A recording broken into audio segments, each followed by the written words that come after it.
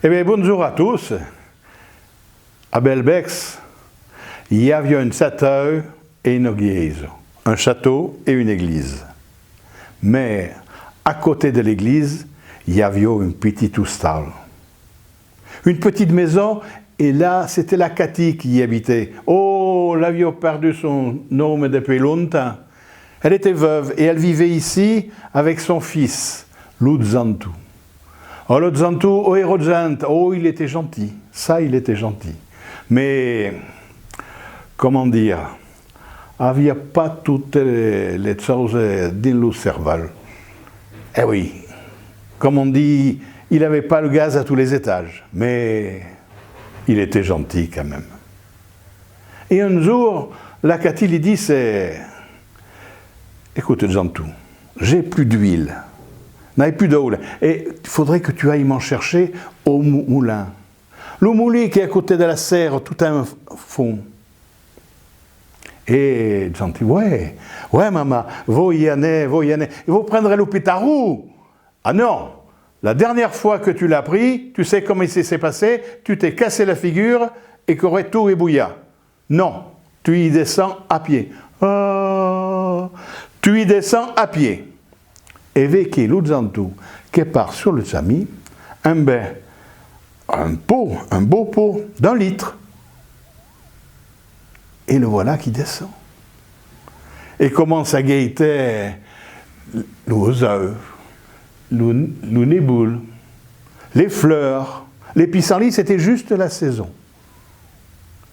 Mais à un moment donné, ça ne veut pas si quand vous arrivez, mais on a besoin de faire un arrêt, je vais le dire comme ça, et pas pour la petite commission, non, la grosse.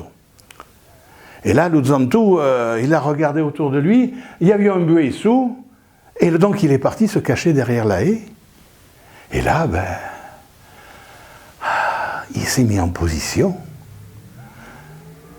Et au moment fatal, d'avant à qui une lièvre, nos bravo lièvres, un beau lièvre. Oh, il était beau ce lièvre, il était là à 5 mètres. Et notre lièvre, lui, il s'en foutait. Il s'en foutait du Jantou. Et notre Jantou, eh oui. Et le lièvre, au travers ça, il s'est en allé. Et Jantou, quand il s'est remaliné, il a remis ses affaires, et il s'est dit, Bundi, que le lièvre, il n'y aurait plus que la verre. Eh oui. Mais une idée lui passait par la tête. Je vais mettre le pot juste à l'endroit où était le lièvre et je vais me remettre en position. Et là, avec un caillou, je vais bien voir. Ah, pas manque. Le pot, éclaté. Mais ouais. Mais voilà. L'huile, l'eau. Ah, mais Ludzantu a dit, mais il n'y a pas de problème. Notre idée est traversée dans notre sens. Il y a le béret. Ah, le béret.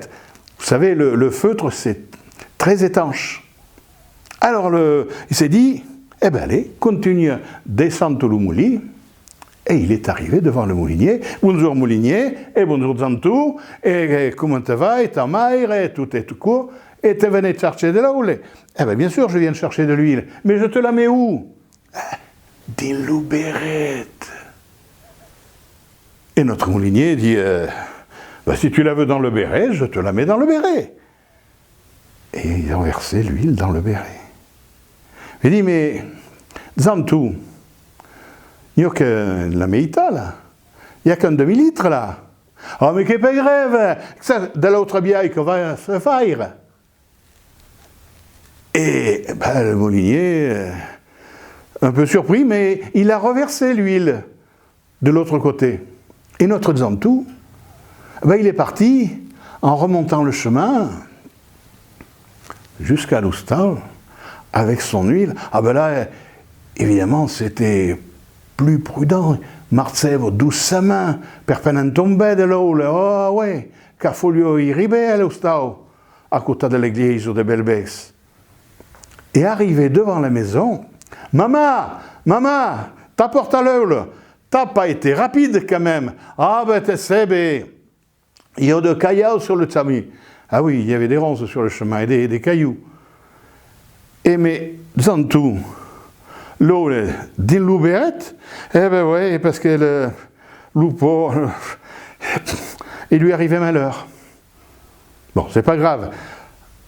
Mais, il n'y a que la meita, t'en as que la moitié. Mais non, maman, gaito, de l'autre biaille, l'autre meita. Et cric et crac, mon compte est acabat, et crac et cric, mon compte est fini. Et on va poursuivre le chemin.